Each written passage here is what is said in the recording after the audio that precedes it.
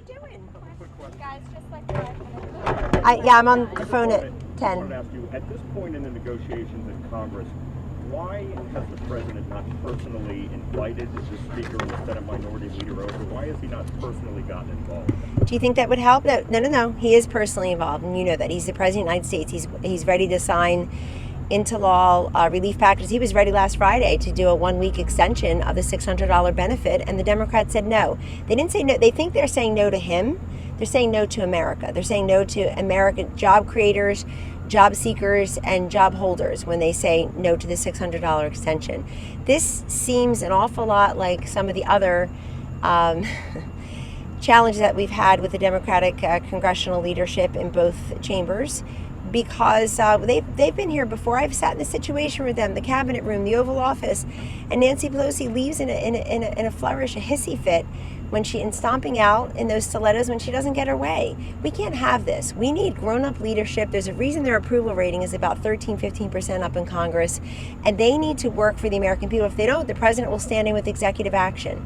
They're always welcome here, but we have found in the past there's never really fruit that's born of that, because, like I said, I was in the infrastructure meetings. I was in the meeting where they wanted to brief them on what was happening with Syria. I was in the border security meetings. I mean, I'm just a staffer here, and I witnessed that. Imagine if you're the president or the vice president of the United States, and you're trying to reason with people who are unreasonable. We have our eyes on how people are paying their bills in August, September, and October. The Democrats have their eyes on how you're voting in November. It's very different. Kellyanne, President Trump said that children are immune to COVID-19. Facebook, as you know, Twitter, took the comments down. Putting aside the campaign piece of this, does the president need to be more precise when he's talking about this virus and this? Well, the president said many things about the virus and kids, including quoting Governor Phil Murphy, Democrat in New Jersey, who informed the president, I think either while he was here in the Oval Office or over dinner at Bedminster, Kristen, that in all of New Jersey, second hardest hit state at the peak, only one child under 18, a complete tragedy, God forbid, God rest his or her soul. But only one person that died was under the age of 18. We also see in many of these school districts, parents are saying, I feel safe sending my child back to school. Please open the schools. I think all of that needs to be considered. We also hear from the doctors that I heard early on in one of the task force meetings, quote, youth is a, quote, protective cover. So we heard many things from our own doctors on the task force. There's no question that the average age, I'm told as of yesterday, the average age of a death in this country is still about 73 or 78. I have to go back and check.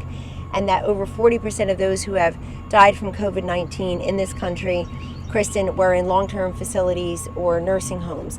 So we still know that you're more likely to be hospitalized and to die, God forbid, if you are elderly and or you have some of these underlying comorbidities. But Twitter is very selective. Yeah, I tell Khomeini is fine. They still have tweets up at CNN. Joe, I checked this morning, December 10th, 2017. One of your anchors still has a tweet up that on that show that day, Adam Schiff said there is unbelievable evidence of collusion. We're still looking for it. The tweet is still up. The WHO tweeted in January something that I think was the big lie of the year that affected each and every one of us, which is that there's no evidence of human-to-human contact through COVID-19. Are we kidding? And I'm sure the biggest lie of the last 10 years by Obama and Biden, that you can keep your plan, keep your doctor, probably survives in a tweet somewhere.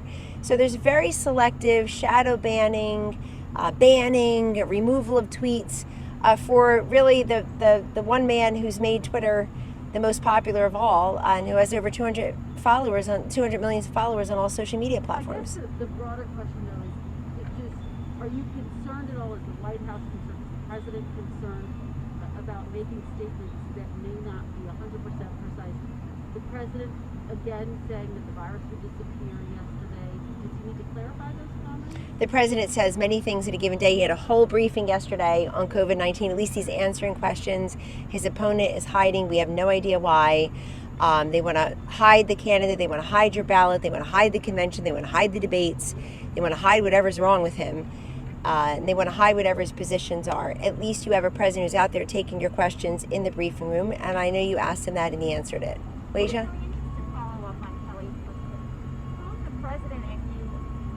Understand that you keep talking about. I'm sorry, who's Kelly? Oh, you said follow up on Kelly's I'm question. sorry. That's okay. She's not here. Obviously, I know. A lot of days, a lot of cases.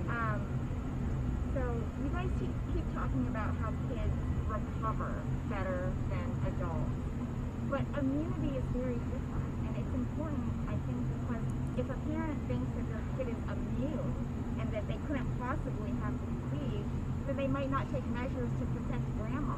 Or There's no adult evidence that mom. people think that. They've been listening to the president of the task force for Almost months immunity now. means that. For It months doesn't mean now, they Wasia, recover they're better. going to know everything we've told people to do, which is wear a mask, including kids, socially distance, practice hygiene. I was in the Oval Office of the Coronavirus Task Force meeting 2 short days ago when Dr. Fauci went through the 6 things he thinks Americans can do, including children, to, again, slow the spread, mitigate, before we can eradicate through these therapeutics and vaccines, which through the president's Operation Warp Speed are at a pace and a progress level that nobody's ever seen. Dr. Francis Collins has been at NIH for decades and decades. He said he's never seen anything come together like this in the past. So that's great for everyone. That will eradicate it, hopefully one day through a vaccine. Until we get there, we're mitigating it through these measures that Dr. Fauci and others are now saying. They weren't always for masks. They weren't always saying the same things about everything, but we're, I think, all connecting the messaging now. And I think if parents have been listening all along, they will know that we asked people to be in lockdown, including kids not in school, for months and months. But the lockdown benefits Joe Biden in Wilmington. It doesn't benefit most Americans, and it doesn't benefit most kids to be in constant lockdown. We're creating pandemics within pandemics. I know he referred to people who are struggling with drug addiction as junkies yesterday, he being Joe Biden. What an awful insult. And as the person who runs a drug crisis on behalf of the White House and the president here, I feel like, to quote Joe Biden, punching him in the nose, taking him out back behind the building, because insulting people who are struggling with substance misuse disorder rather than trying to help them. You know, we had over 30,000 drug deaths the first year Biden was vice president in this building, and over 63,000 when he left 8 years later. They looked the other way, and the drug crisis got worse and people died, and here he is calling them junkies. So I'm focused on that too, and I'm focused on the pandemic within the pandemic. You have all these school parents saying, I want my kid to go back to school. That has to be considered. We have to consider what the doctors are saying about the likelihood you have of contracting, being hospitalized, perishing from COVID-19 versus not. All of that is important. Kellyanne, what is the president? Joe, and then I know I got to get on a call. Back to the stimulus negotiations. Yes. You know, the president's hitting the road today. He's Yep. going to Cleveland, then he's going to Bedminster, then he's going to the Hamptons for a fundraiser. If he's so involved in the negotiations, why is he doing all this stuff? And shouldn't he be here? You're kidding, right? You know, his phone works. Congress wasn't here for months. You're fine. It sounds like with them not working, even though they're funded by the taxpayer, them voting remotely, which had never happened before, totally unnecessary. So they finally show up, and he's not allowed to go to Cleveland to Whirlpool, a company that he helped save. Joe Biden emptied out the factories of jobs and wealth and dignity and industry and innovation. And this president, through a tariff a few years ago on washing machines, helped to create 200 jobs at Whirlpool. And then today we'll be at Whirlpool talking about how imperative it is to develop medical countermeasures and essential medicines here in this country with American hands and American workers, and not outsource that to countries, including those who spread the virus and lie about it. And we also want to bring a lot of that pharmaceutical production back here. And that's what today is about. The president has a couple stops in Ohio. He'll be raising money. Are you suggesting that he should shelter in place in his home the way Joe Biden is and just raise money from there and just insult African-American journalists, as he's done twice in the last couple months alone? I'm sure that bothers you. It bothers the hell out of me. If he's so involved in the negotiations, shouldn't he be here? Because Here at the White House while Nancy Pelosi's on TV anyway? Or, she spent a lot of her time in San Francisco the last few months while we were here working every single day, including weekends.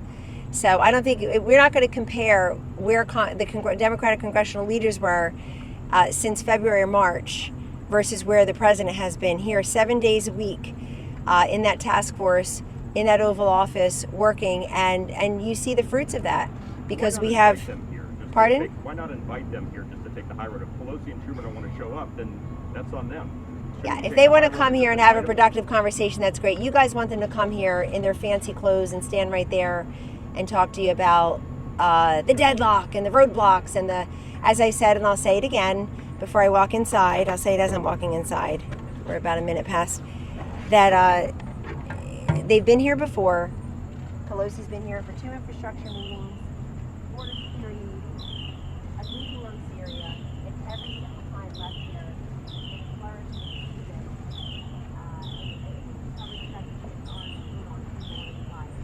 So let's be honest about why you want to be here. These guys are this year, they have to decide. Yes, Secretary of the Treasury trusted me in McConnell, negotiated the package, really obviously.